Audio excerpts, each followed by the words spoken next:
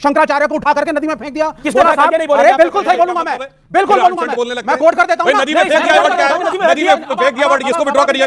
नदी में फेंक दिया वर्ड, विड्रॉ करिए। नदी में विड्रॉ करिए। नहीं, नदी में फेंक दिया word, I will not withdraw and I will clarify it. कब फेंका नदी में? सुन लीजिए, शंकराचार्य को जयेंद्र सरस्वती को जेल में डालने का काम किया था। शंकराचार्य का स्टेटस सबसे ऊंचा माना गया है। वो मंदिर की प्राण प्रतिष्ठा में चुनौती से कहता हूं, कोई एक मंदिर बताइए इसकी प्राण प्रतिष्ठा में आज तक शंकराचार्य गए हो। और लेफ्ट के लोग जो कहते हैं धर्म एक अफीम है, वो लोग आके आज धार्मिक प्रवचन देना शुरू करते हैं। आप सभी का मेरे YouTube चैनल पर एक बार फिर स्वागत है।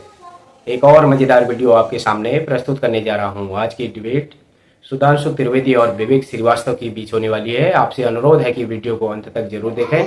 चैनल पर अगर आप नए हैं तो चैनल को सब्सक्राइब करें, बेल आइकन को दबाना ना भूलें ताकि आने वाली वीडियो का नोटिफिकेशन आपके पास सबसे पहले पहुंच सके। चलिए शुरू करें मेन वीडियो।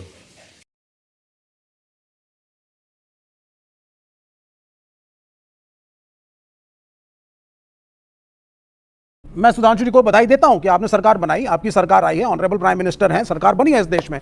लेकिन बधाई सबसे ज्यादा इस देश की जनता को है जिसने बैलेंस्ड फ्रैक्चर्ड मैंडेट दिया, वही नहीं वो सांप्रदायिकता के नाम पे। और जैसे मैंने पिछली डिबेट में कहा था, अयोध्या, चित्रकूट, नासिक और ऐसे में 4-5 और जगह आपको बता सकता हूं जो हमारे हिंदू समाज के धार्मिक तीर्थस्थल माने गए हैं, उन्होंने भारतीय जनता पार्टी को रिजेक्ट करके डेवलपमेंट को अपनाया। मैं एक आंकड़ा, एक लोकसभा है धुले लोकसभा, और उसमें 6 विधानसभा है। धुले ग्रामीण, सिंदखेड़ा, मालेगांव आउटर, बलगान, धुले शहर और मालेगांव सेंट्रल, 5 विधानसभाओं में भारतीय जनता पार्टी लगभग अपनी सीट को जीत रही थी। लेकिन जैसे ही मालेगांव सेंट्रल आया, जो मुस्लिम बहुल इलाका है, कांग्रेस को वोट पड़े लगभग 2 लाख और बीजेपी को वोट पड़े 4,500।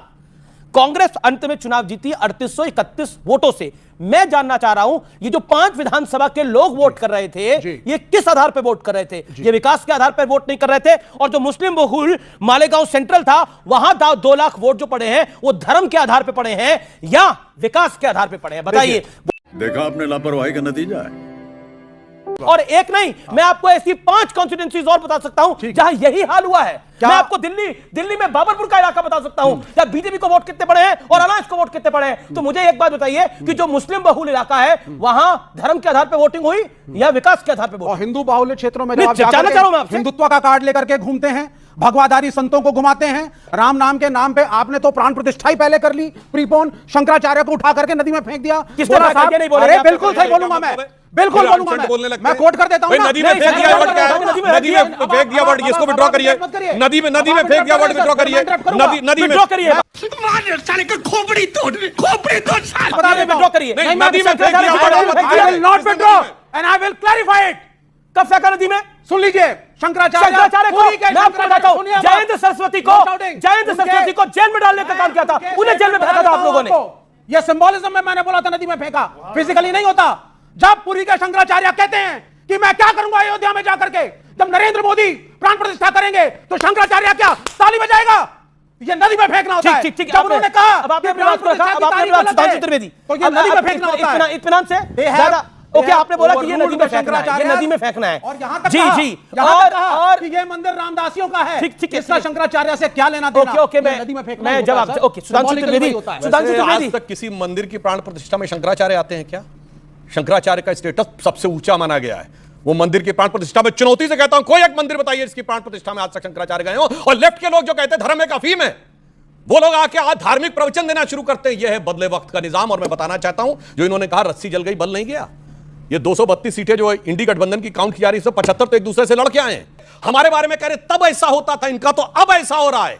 इंडी गठबंधन में रहते हुए मध्य प्रदेश के चुनाव में अखिलेश जी का वो वीडियो याद करिए, उन्होंने कहा कांग्रेस बहुत चालू पार्टी है, और कांग्रेस वालों ने कहा बहुत चिरकुट पार्टी है। अब आए ना लाइन पे। ये तो हमारे गठबंधन से अलग नहीं रहते हुए एक दूसरे को बोला था। एक लाइन पूरी बात। 99 सीटें प्राप्त करके इनके चेहरे की चमक देखिए, आवाज की खनक देखिए, लहजे में धमक देखिए। और 240 पाके हमारे चेहरे पे वो खुशी नहीं है। जानते क्यों? एक बच्चा होता है टॉपर, जिसको डिस्टिंक्शन मार्क्स मिलने थे। अगर डिस्टिंक्शन नहीं मिला तो उसके चेहरे पे मायूसी होती है, और एक धड़ाधड़ फेल हो रहा है, और ग्रेस मार्क्स से पास हो गया तो उसकी खुशी का ठिकाना। निश्चित रूप से अयोध्या की पराजय हर व्यक्ति के, हर भारतीय और हर हिंदू के दिल में शूल की तरह चुभने वाली है। परंतु उससे भी बहुत सारी चीजें सीखने को मिलती हैं। जिस आधार पे कहा जा रहा है, मैं विनम्रता से पूछना चाहता हूं, जिन लोगों ने कहा इरेडिकेशन ऑफ सनातन धर्म, हिंदू धर्म का समूल नाश, वो भी जीत गए। आप कल्पना कर सकते हैं मक्का में कोई जाके कहे कि इस्लाम का नाश होना चाहिए और वो पार्टी चुनाव जीत जाए, वेटिकन में कोई कहे क्रिश्चियनिटी का नाश होना चाहिए, वो चुनाव जीत जाए। तो हमारे लिए भी बहुत सारे टेक अवे हैं क्या जो सोचने का। चलिए पहले दो टेक अवे क्या है? दो टेक अवे क्या फिर राजकुमार बता रहा हूं। सोचने का टेक अवे ये है कि एक समुदाय को ये सारे सेकुलर दल कहां तक जोड़ के रखते हैं, वो हमास और फिलिस्तीन के लिए भी लड़ता है। अभी मजा आएगा ना भिड़ो। जो कहता ऑल आइज ऑन रफा, रफा का नाम नहीं पता होगा किसी को कहां पे रफा है और क्या रफा का लेना देना है, मगर दूसरे में, क्योंकि बात सही है, ये कहते हैं हम हिंदू मुसलमान की बात करते हैं। हाँ, हम हिंदू और मुसलमान दोनों की बात करते हैं, ये सिर्फ मुसलमान की बात करते हैं और हिंदू में जात बिरादरी की बात करते हैं। तो इसलिए हमें ध्यान रखना होगा कि राष्ट्र को है लोग भूले, स्वार्थ है युग मंत्र सारा, वर्ग जाति विभेद की अब बह रही है कलुष धारा। इस अमा के तिमिर को अब अरुणिमा क्या मान ले हम, हो गए हैं स्वप्न सब साकार कैसे मान ले हम, टल गया सर से व्यथा का भार कैसे मान ले।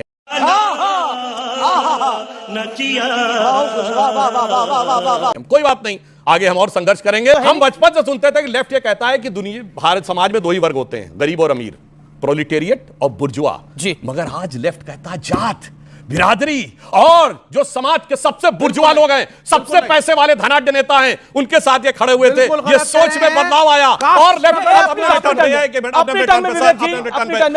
कहता था धर्म एक अफीम है। लेफ्ट वाले कहते थे वो ईश्वर के नाम की शपथ नहीं लेते, मगर बंगाल में फुरफुरा शरीफ के गद्दी नशीब पीरजादा अब्बास सिद्दीकी की पार्टी के आगे सिजदा करके गठबंधन करते हैं। यानी सोच में कितना बदलाव आया। कैसी लगी आज की वीडियो कमेंट करके जरूर बताएं। मिलते हैं अगली वीडियो में, तब तक जय श्री राम।